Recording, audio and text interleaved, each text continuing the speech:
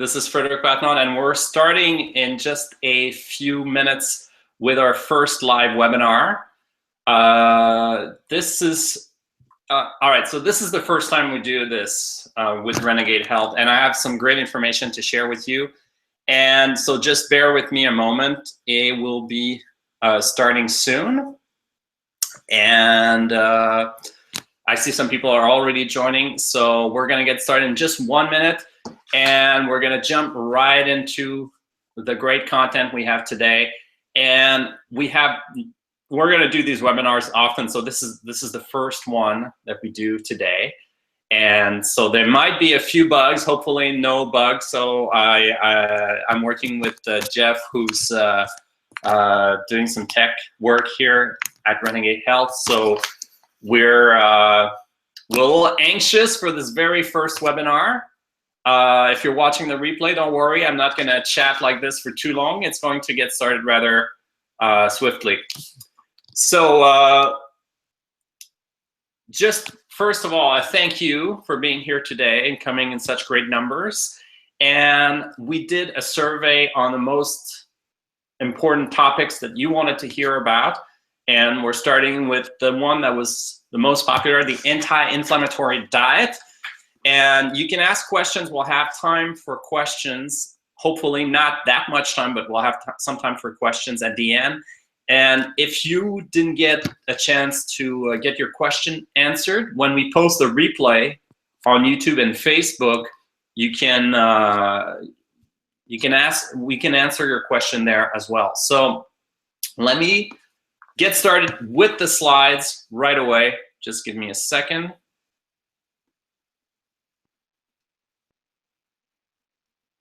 And Jeff, are we good with the slides? All right, today we're here to talk about the anti-inflammatory diet. This is a very important topic because we're talking about body or systemic inflammation. And this is something we hear about all the time.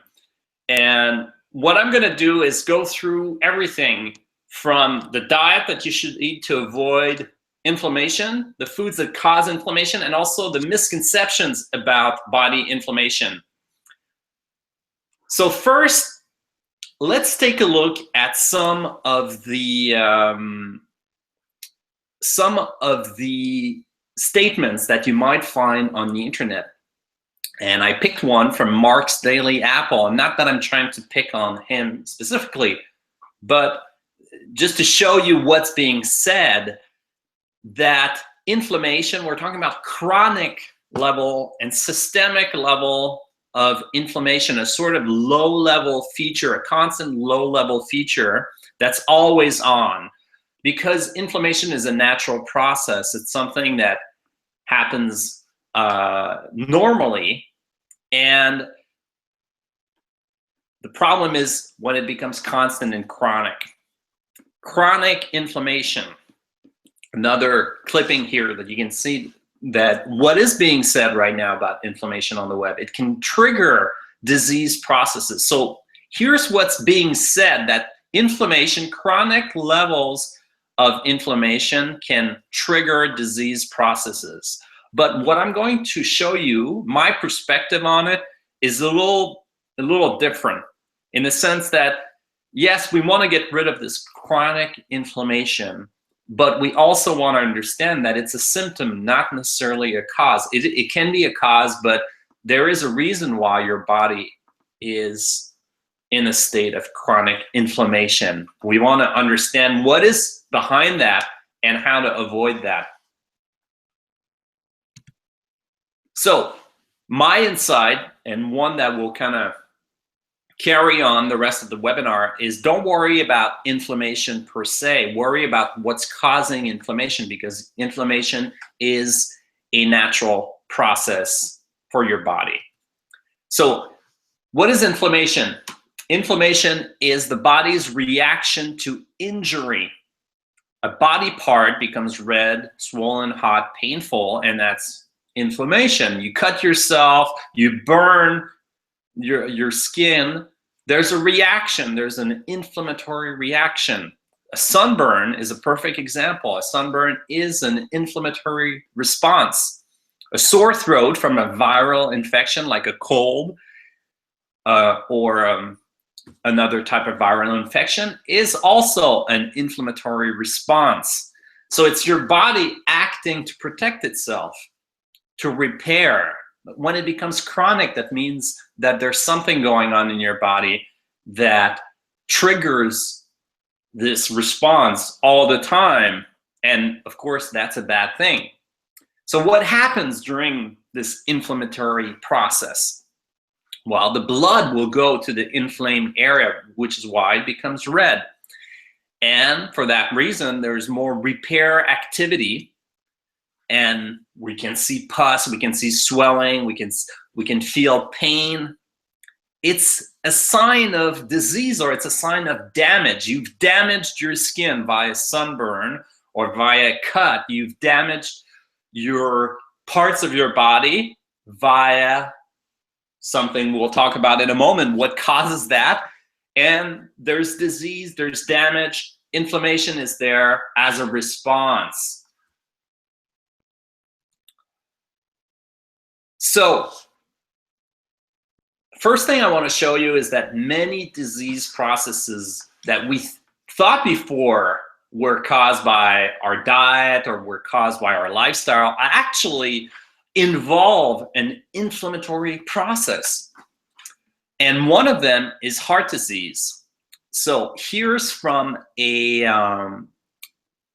scientific journal on heart disease, Clinical Cardiology. Sorry, it's from the Circulation journal. And they write that atherosclerosis, formerly considered a bland lipid storage disease, actually involves an ongoing inflammatory response. So it's not just about cholesterol in your blood. There needs to be two things going on at the same time. You need to have elevated levels of blood cholesterol, but also an inflammatory process so that the cholesterol molecules can become oxidized and enter the membrane of the of your arteries. And this is also from the Circulation magazine, or the American Heart Association in this case, quoting the same journal. So how heart disease forms is a process that is very complex. It's not just about cholesterol accumulating on the walls of the arteries, but there is this level of inflammation. It becomes inflamed under the endothelium lining of the arteries. And we look at the next slide. I'm not going to go into the details, but this is quite interesting that the LDL cholesterol becomes oxidized into pro-inflammatory lipids, pro-inflammatory fat, so the LDL itself. And this creates a foam cell and an entire process of that can rupture the plaque in your arteries and cause eventually a blood clot. So it's not just about cholesterol, it's about an inflammatory process and an elevated level of cholesterol. So we can see as an example where inflammation acts in a disease. And if we look at the next slide here, elevation in markers of inflammation predicts outcomes of patients with acute coronary syndrome. So I will translate that, don't worry, if this sounds a little complicated. What they're essentially saying is that they can measure your risk of heart disease not only through your blood cholesterol, but via inflammation markers. So a protein in your blood called C-reactive protein that you can test via blood test is a marker for how much inflammation is in the body. And it's become now acknowledged that this is an important way to evaluate your risk for heart disease, meaning that heart disease is no longer just about, like I said, cholesterol, but it's about the inflammatory process. And we can measure that. You can measure the C-reactive protein levels in your blood, measuring how much inflammation is in your body, and thus your risk of heart disease. Now, the big question that's on everybody's mind that I will cover in this webinar is, are there some foods that cause inflammation? And specifically, does eating grains cause inflammation? Because if we go back to the multiple questions that, or the multiple websites that question this or bring up the inflammatory theory of disease, one thing that always comes up is eating grains as a cause of inflammation. For example, here we have Paleoleap, all right, and one of the many websites on the topic. And here they say that there is a connection between modern wheat and chronic digestive and inflammatory illnesses. We look at the next website, Wellness Mama. It is claimed that a no-grain diet can lower cholesterol, lower blood pressure, and reduce inflammation. So there's this concept of inflammation being caused by eating grains. Here we have another website called Life Hacker. Let's go back.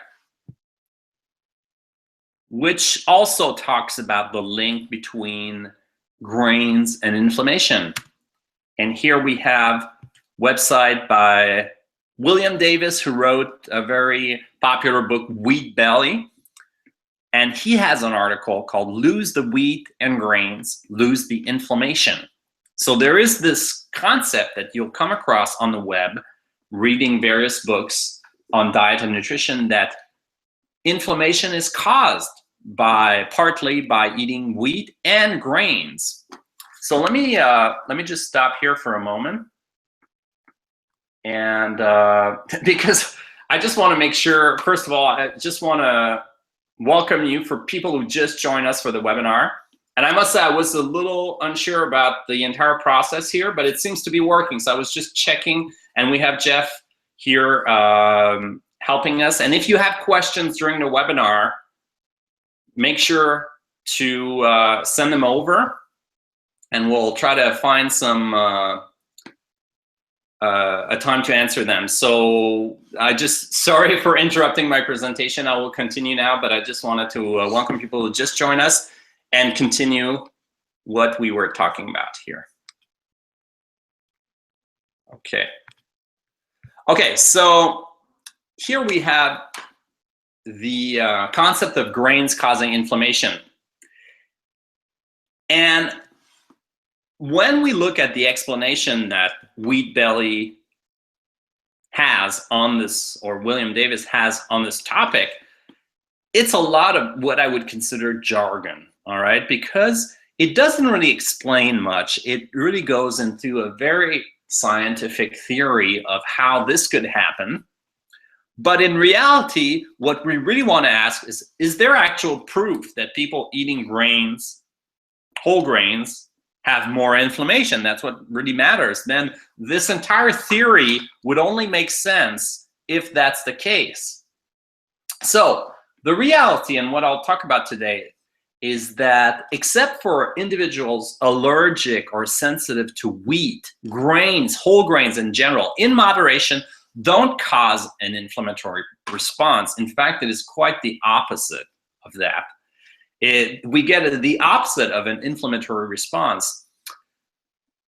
So going back to C-reactive protein, we can measure how much inflammation is in the body in many ways, but one of them is a C-reactive protein test as a marker for inflammation. The more C-reactive protein we find via blood tests, the more inflammation is likely to be present in the body.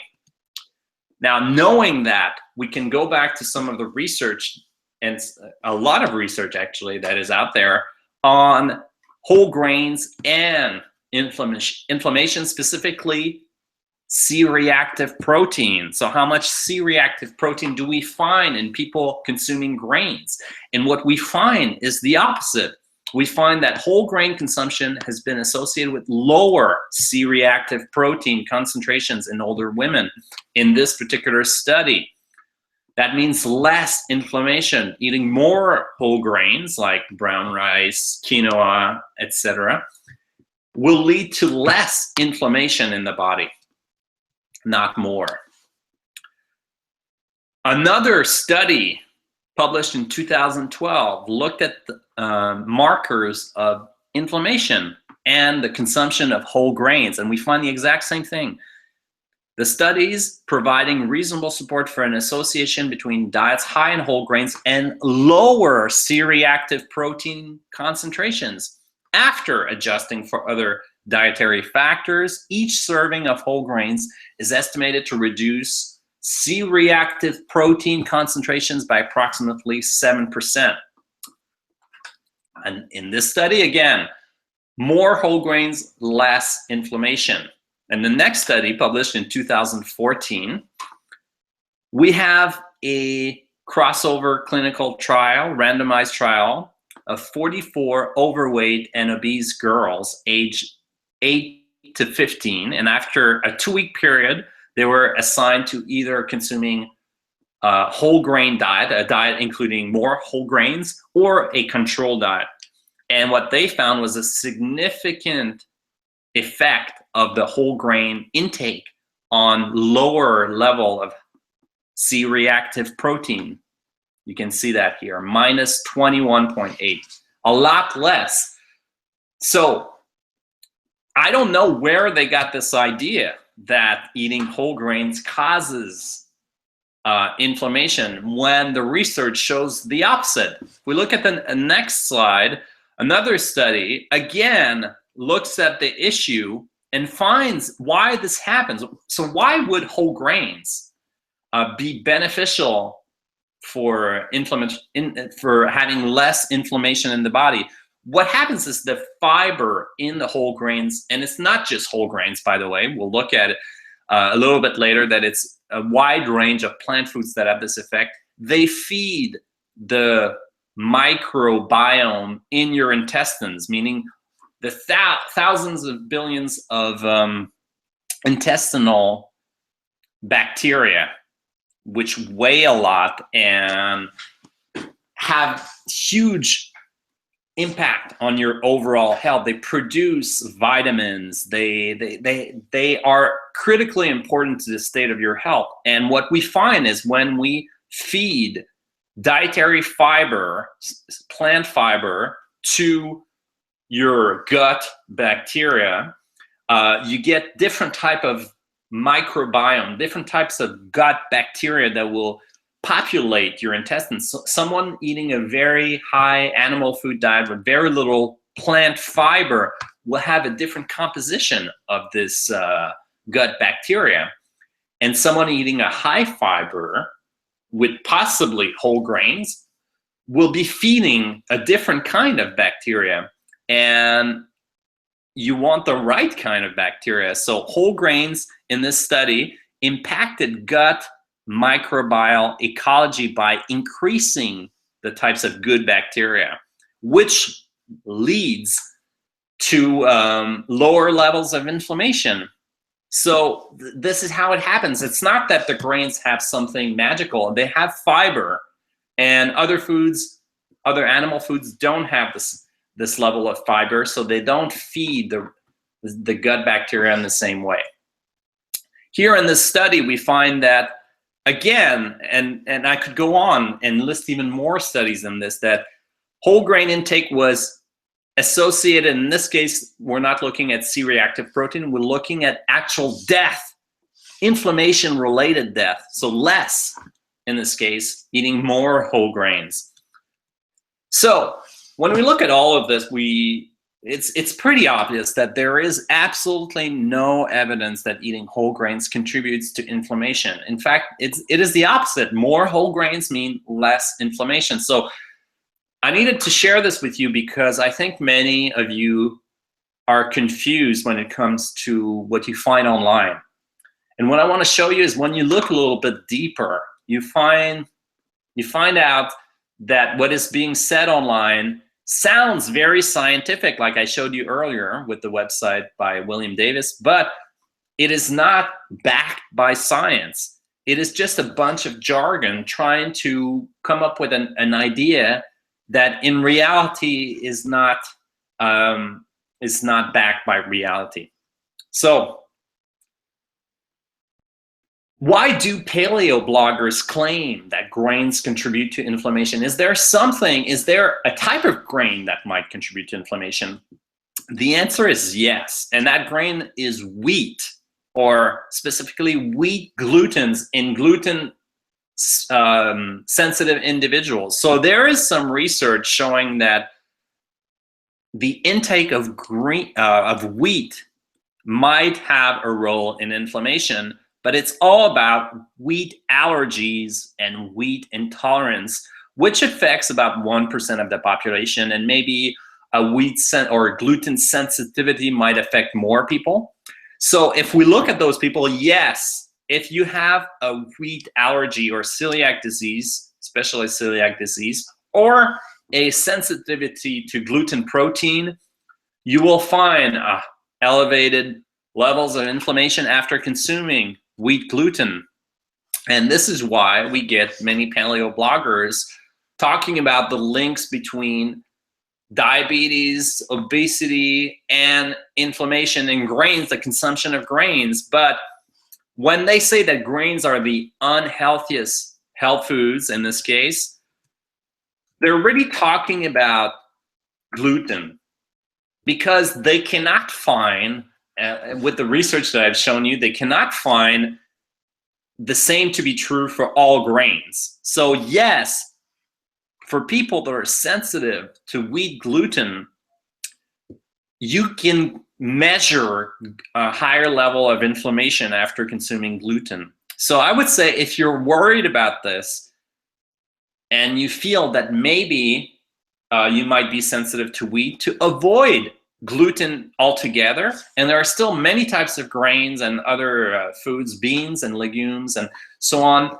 that you can consume. And there is absolutely no evidence that those foods will cause inflammation. But it could be that if you are sensitive to wheat protein, to gluten, also found in other grains, that yes, it could contribute to inflammation, but it is not the case for most people. So this is why the truth is being stretched. When the truth is that people with a wheat allergy or celiac disease or wheat sensitivity will experience elevated levels of inflammation, then the truth can be stretched to saying that all grains cause inflammation, which is not the case. So if we continue to talk about inflammation, what else is associated with inflammation? What else is, I talked about heart disease, but what else is related to inflammation? Well, a lot of diseases, skin disorders, arthritis, autoimmune diseases, inflammatory bowel diseases, type 1 diabetes, viral infections, allergies. All of these diseases and more involve an inflammatory process, meaning that we can measure elevated levels of inflammation associated with those conditions.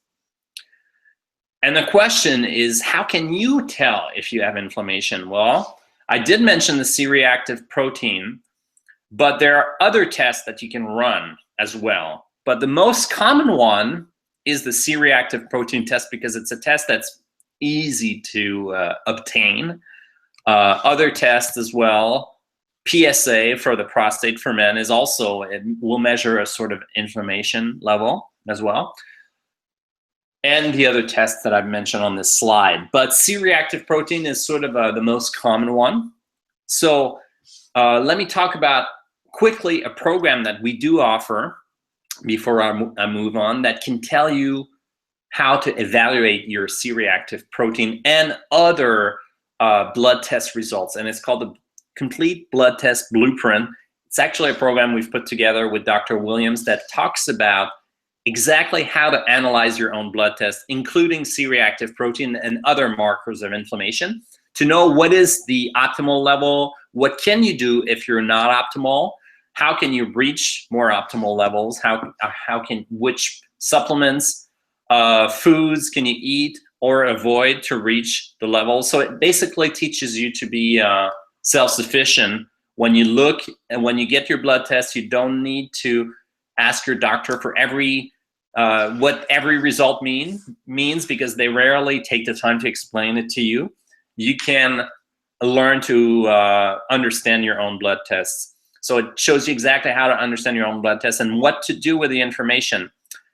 So if you want to find out more about this, we do have a special just for this webinar. So the program has already been discounted, and you get an extra 25% if you use the coupon code WebinarBlood.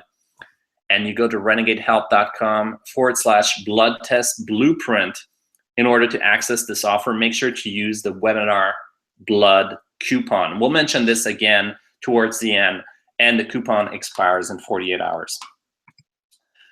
So here, I want to talk about the science of what causes inflammation.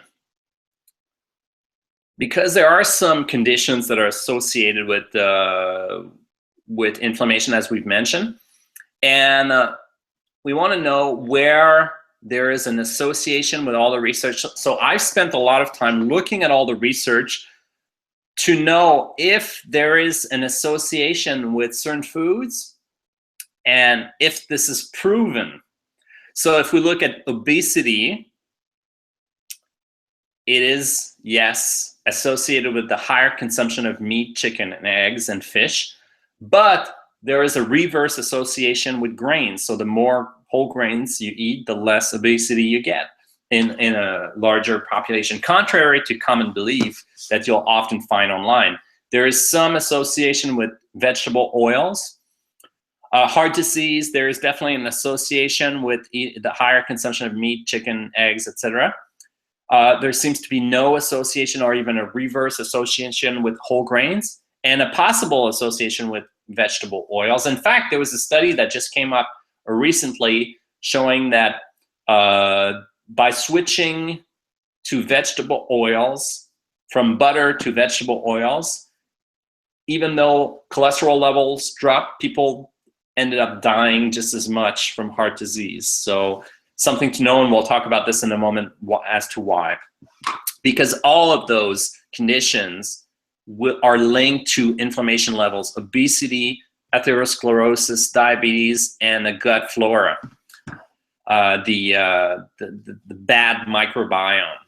Diabetes, yes, there is a strong association with the consumption of animal products. There is reverse association with the consumption of whole grains, and there doesn't seem to be any association, at least in the medical literature, with vegetable oils. A bad sort of a negative gut flora microbiome is associated with the higher consumption of meat, chicken, eggs, and animal products. There is a reverse association with whole grains. So the more whole grains you eat, the better your gut flora will be. But it's going to be about whole foods in general, whole plant foods in general. So a quote from Dr. Greger here. About 20 years ago, a paper was published showing that the immune cells of 80-year-olds produce significantly more pro-inflammatory signals, suggesting the worst of both worlds: a decline in the part of the immune system that fights specific infections, and an aggravation of non-specific overreactions that can lead to inflammation. That means that when we get older, you find more inflammation in the body, which leads to inflammatory process, which leads to disease. And this has been called inflammaging, this chronic low grade of inflammation that is typical of aging, partly responsible for the onset of disease in the elderly. So why this webinar today? Because this is very important. I know I'm covering a lot of topics, but we want to avoid this low grade level of inflammation that we get as we get older, which is associated with the onset of disease. and the signs of aging. So now we get into what causes inflammation. Just the fact of being overweight or obese will cause inflammation because of the fat cells and the fat levels in the bloodstream. Smoking is a cause of inflammation. Diabetes, changes to the gut microbial flora. Pro-oxidants, so nutrients that cause oxidative stress to the cells, so the opposite of antioxidants, and too many omega-6 fats. And I'll talk exactly what that means in just a moment. Also, too much exercise without recovery time, and actually it could be too much stress without recovery time. So any type of stress. Stress is good to some degree as long as we recover from the stress. We take time to recover from the stress. Then it becomes positive. But negative stress is stress without recovery time. And we find that athletes that don't take enough time to recover suffer from chronic inflammation levels. So inflammation is just a symptom, not a cause of disease. It's your body fighting the disease. So what are the pro-inflammatory foods? I've talked about some of them already. And now let's go into more details. Excess saturated fats in general. So it's too much saturated fats in animal foods, very much backed by research, which means too many animal products in meat, fish, eggs, refined sugars of all kinds, alcohol, which is a refined sugar, type of refined sugar, and vegetable oils, especially oils that are rich in omega-6 fats, which might include things like corn oil, sunflower oil, etc. Dr. Greger, again, we've known for 15 years that a single meal high in animal fat, sausage and egg McMuffins were used in the original landmark study, can cause an elevation in inflammation within our bodies that peaks at about 4 hours. So just a single meal of a single junk meal can raise inflammation levels in the body for several hours after consuming it. So here in this chart, I go into more details about the foods that are truly pro-inflammatory. So when we talk about saturated fats or trans fats, we're talking about things like full-fat dairy products, lard, beef, chicken fat, trans fat in the form of hydrogenated oils, essentially foods that come from the industry that you'll find in cookies, etc. In the refined sugars category, we find white sugar, we find high fructose corn syrup, we find refined fruit juice, alcohol, any food that just dumps a lot of sugar all at once into your bloodstream. In the vegetable oils and omega-6 category, we find most vegetable oils that are used in commercial food production. So you might not be using those high omega-6 vegetable oils, but they will be contained in many of the foods you find at restaurants and you prepared foods, etc. And then we find these animal protein, not just the saturated fat, but the fact that you're eating decaying flesh. I know this sounds like a super vegan statement, but there is bacteria in the commercial meat that I'll talk about this in a moment, but in chicken, beef, dairy, eggs, and fish. So just the fact that the food has a certain level of harmful bacteria in it, we're not talking about it's in the food. It's just not the bacteria in your body. It's the bacteria. It's not the nutrients. It's the harmful bacteria in the food that, partly caused by the industrial food production, will produce inflammation in your body. So we've talked about omega-6 fats. Omega-3 fats are supposed to be the good fats, and they're thought to be anti-inflammatory, and they are coming from plant sources. But fish, actually, in the research that I've seen, is found to be pro-inflammatory, so it increases C-reactive protein. It's maybe not because of the omega-6 fats, it's maybe because of the bacterial or these endotoxins that I'll talk about in just a moment. And the plant sources of omega-3s are anti-inflammatory. So in my opinion, it is not a good idea to consume things like fish oil. And it's better to get the omega-3 fats from plant sources. So do not consume more fish in order to get omega-3 fats. If you consume some fish once in a while, you're going to be okay. But the plant-based diet is your primary line of defense against inflammation. So why do animal products in general cause inflammation? Is it just the saturated fats? Is it the protein? What is there? It's a number of things. First, we have these endotoxins. So it's the toxins found in the food itself. It's the fact that the chicken in industrial production or in the slaughterhouses are exposed to a lot of toxins and antibiotics and in very poor conditions, and then the flesh just sits there in transportation and gets in your fridge, and there's, you know, food contamination, bacteria, and just putting that in your body, it doesn't mean that you'll suffer from food poisoning right away, but your body has to fight those toxins, and it will fight it with elevating levels of inflammation. What is it with saturated fats? Well, it's too much. That's the key thing. Too much saturated fats changes your gut or intestinal environment, and it causes over time, the gut lining to become leaky, and then the bacteria in your gut will slip into the bloodstream, causing inflammation. So it's just too much saturated fat always in your gut is not a good thing. And then we have the omega-6 fats. So it's not all the omega-6 fats. Specifically, it's a type of fatty acid called arachidonic acid that we make ourselves as needed. But too much of it coming from the food, especially animal foods and vegetable oils, is very pro-inflammatory.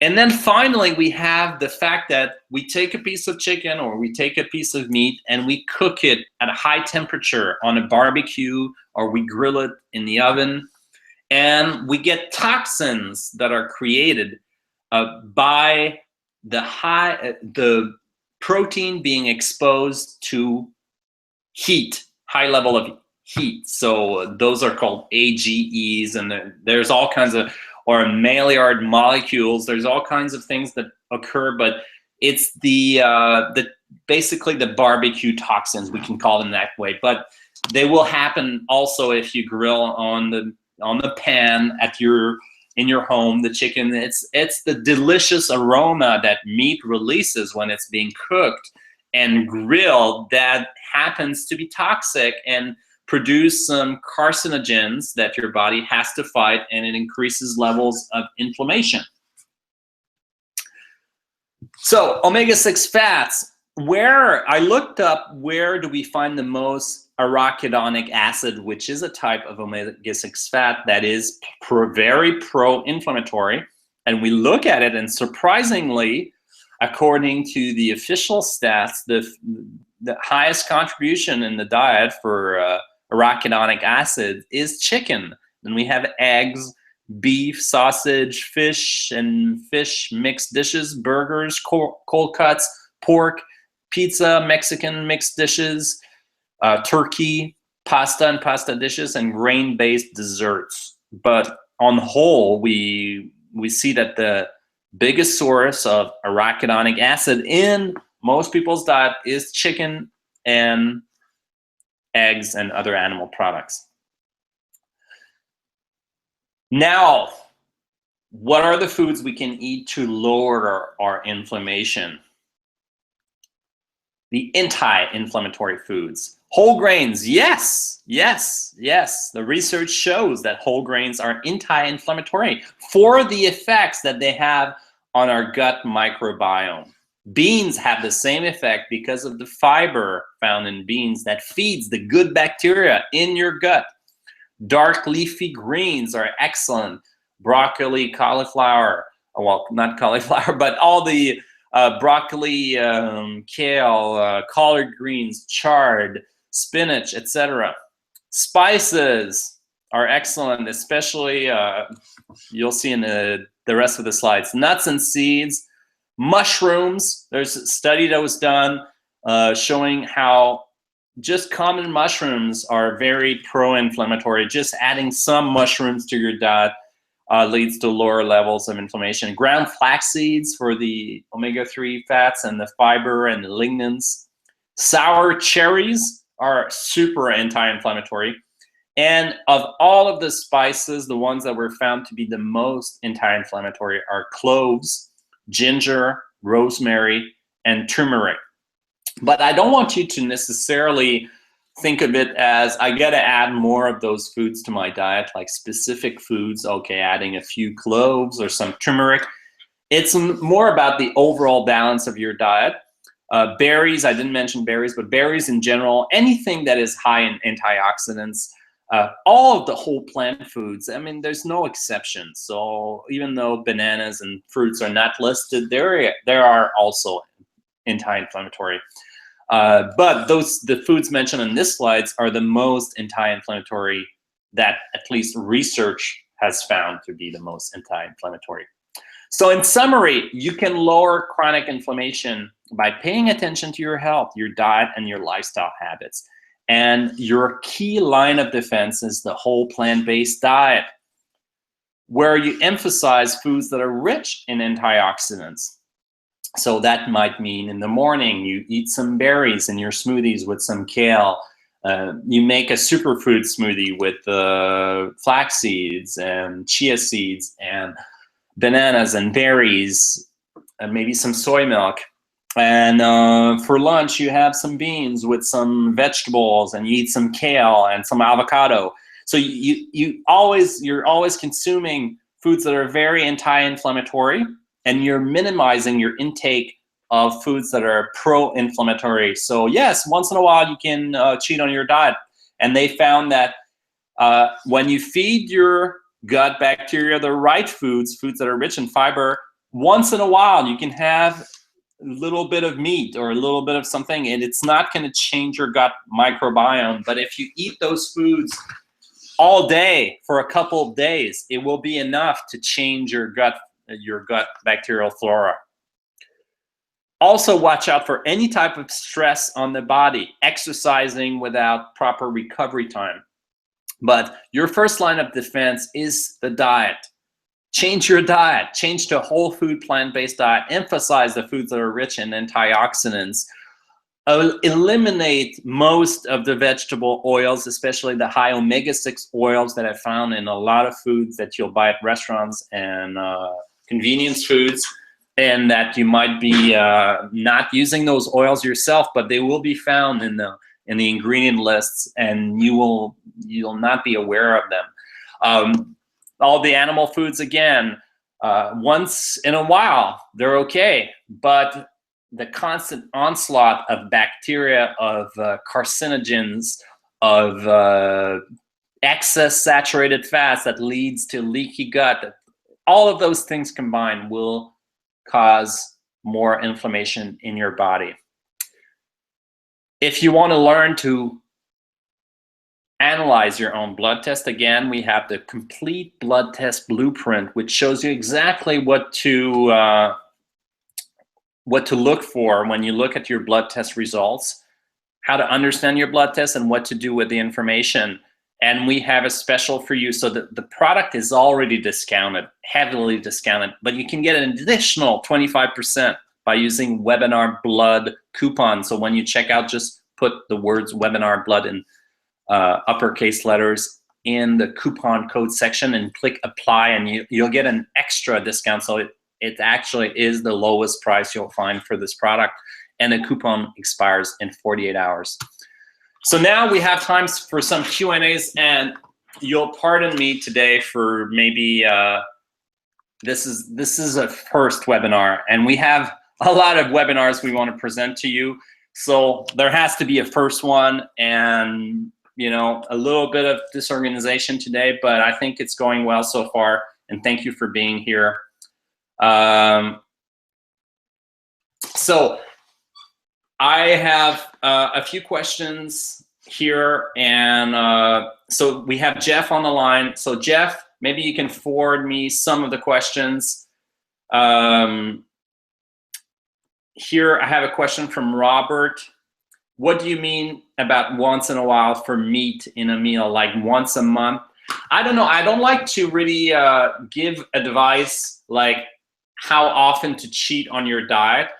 I think I can tell you from the research, because the research, for example, if we go back to Nathan Pritikin and his original research on cholesterol and heart disease, he did a lot of these experiments. So he found that once your body is clean and healthy, that I think it was something like you could eat a few ounces of meat per week and it would not change your cholesterol levels, because you're just adding that on top. But at first you went no meat for a while, of super clean diet, and then they found that by adding a little bit of meat, up to, I think it was something like 8 ounces a week, that it did not affect your cholesterol levels. So I know some people like Dr. Esselstyn and other people will say never, and I will say what the science says basically is as little as possible. I occasionally eat meat or fish, but it's mostly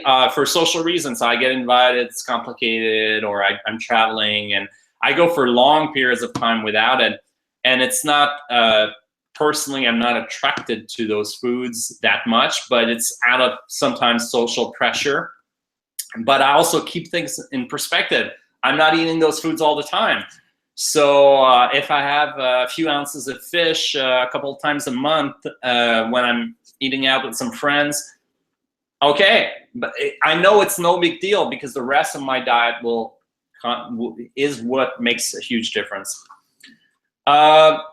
Here, Donna asks, how do we explain the fact that some people improve their health immensely and reduce pain caused by inflammation when they remove all grains? Two things. I think most people don't just reduce all grains.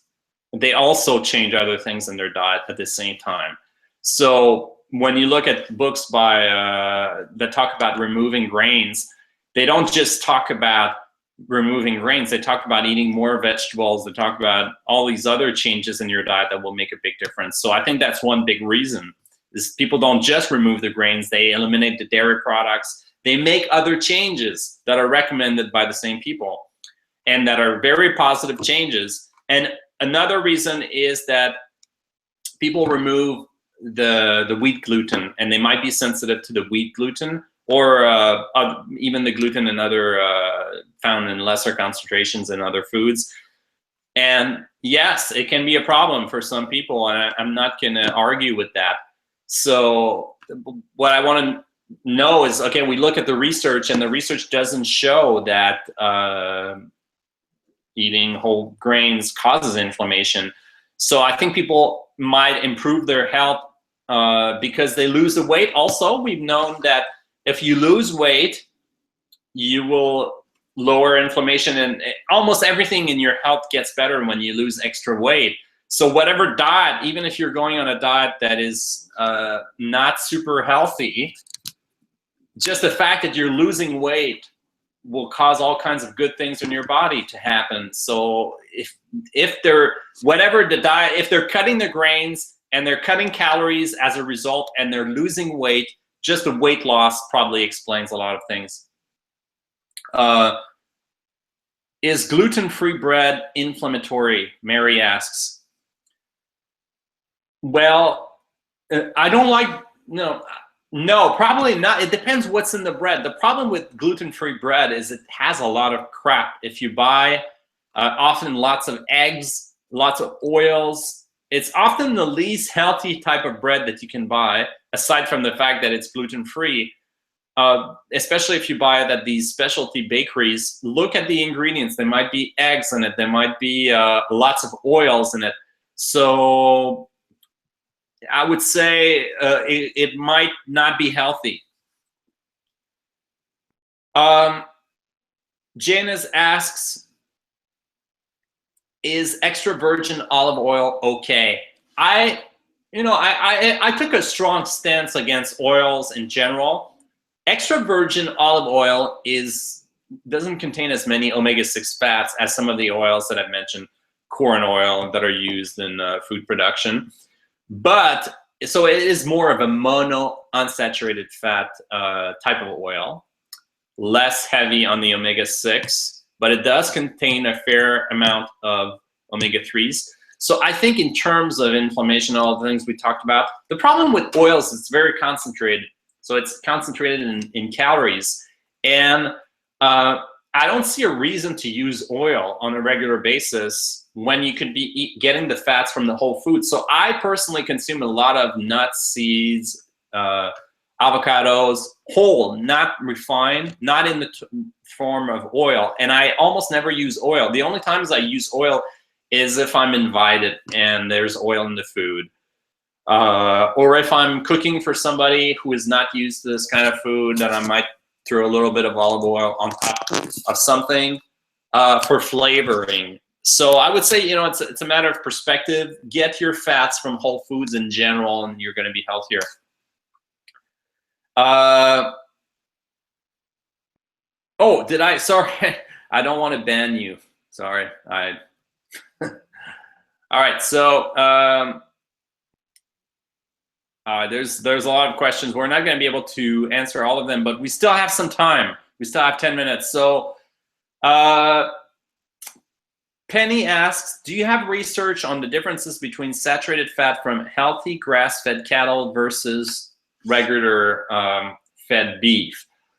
Yes. Well, okay, here's the thing. Grass-fed beef is going to be healthier in the sense that it is a healthier product for sure, because the animal is healthier eating grass than eating grains and being fat. So because it's their natural diet, they're supposed to eat grass. And this will affect the composition of the meat and the fat. However, meat itself is still a high fat, high saturated fat product, and grass-fed beef is not an exception. So I would like to see the difference, and I've searched for it forever, and I've never found a really clear analysis of grass-fed beef versus regular beef in terms of the entire composition of the meat. And if anybody can find this, I'd be super excited to check it out. But my suspicion from having seen other analyses is that it's roughly the same in terms of the general composition. It will be better on omega-3 fats versus omega-6, etc. But there's still going to be a lot of saturated fat in it.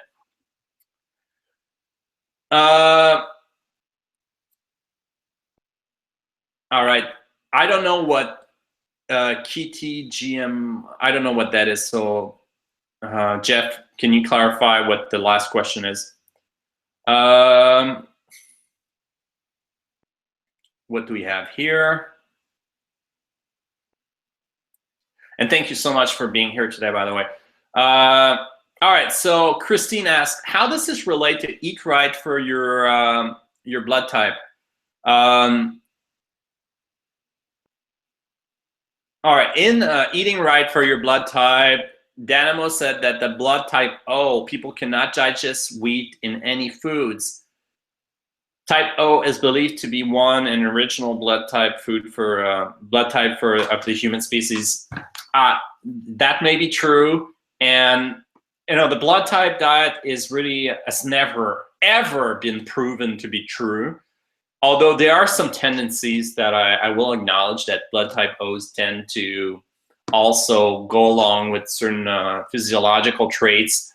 So I think it's wrong to say that all blood type O's cannot digest wheat. But personally, don't get me wrong, I think it makes sense for most people to go easy on the wheat and maybe avoid it completely or for a while to see how it reacts with you. But we're looking at, and when I said that whole grains are healthy, I don't mean just eating whole grains, but they're not the true cause of high levels of inflammation in the body.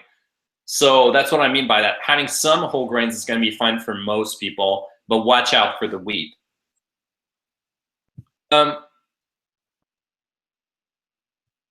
Okay, let's see.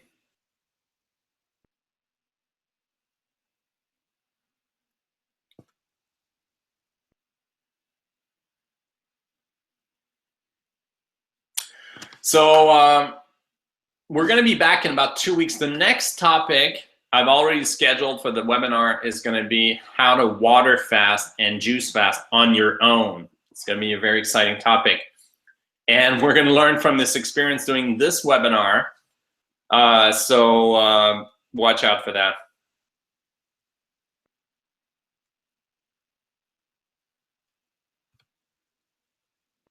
All right, another question. Is the ketogenic diet or food inflammatory?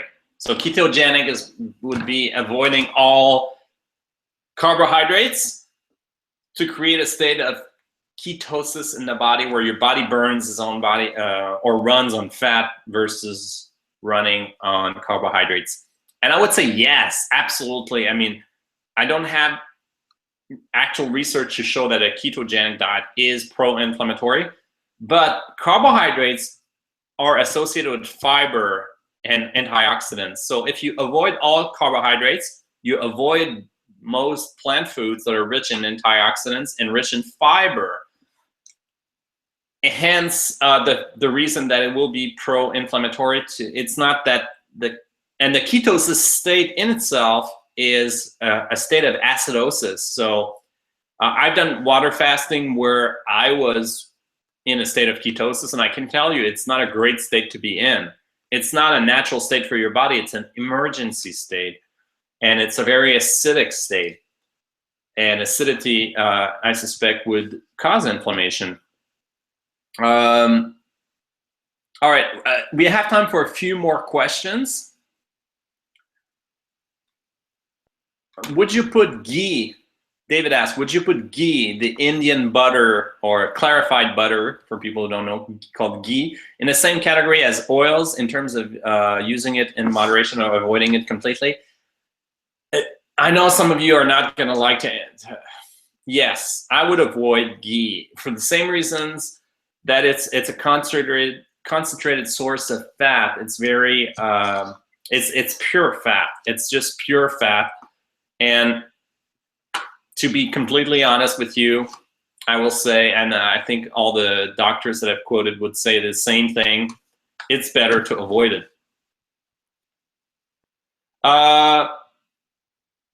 Coconut oil. Okay, coconut products and coconut oils. You will notice in the presentation that I talked about saturated fats coming from animal sources versus talking about saturated fats coming in plant sources. Because there is a slight difference in the composition of a saturated fat in coconut versus a saturated fat in beef in terms of the types of fatty acids that are found in those fats. However, too much coconut oil does raise cholesterol levels, and while it might not be inflammatory in the same sense, too much saturated fat in general will lead to an inflammatory state by changing your gut microbiome. So I'm not a big proponent myself of taking coconut oil. I'd rather say take coconut products. So eat the coconut, eat coconut meat, which contains the oil, but also the fiber and everything else. Young coconuts, coconut products are excellent. But when you refine the oil, you get the same problem. It's a pure fat.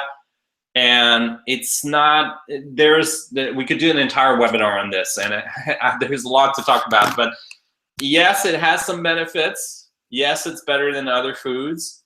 But on the whole, it's not as good as it's being claimed to be. I think that's all the questions we have for today. So thank you so much for being here for this webinar. And we have the offer for you for the blood test blueprint, and it's going to be around for another 40 hours or so. So it's the lowest price ever if you want to get their blood test blueprint. Click on the link and use the webinar blood. I will make sure to add that. To use the coupon code webinar blood upon checkout to get an additional discount. Okay, you will still get a discount if you don't use it, but this gives you an additional discount. So in 2 weeks, we'll be back with another webinar on how to fast on your own. So that's also a topic that's been asked. So thank you so much for being here today, and I'll talk to you on the next webinar.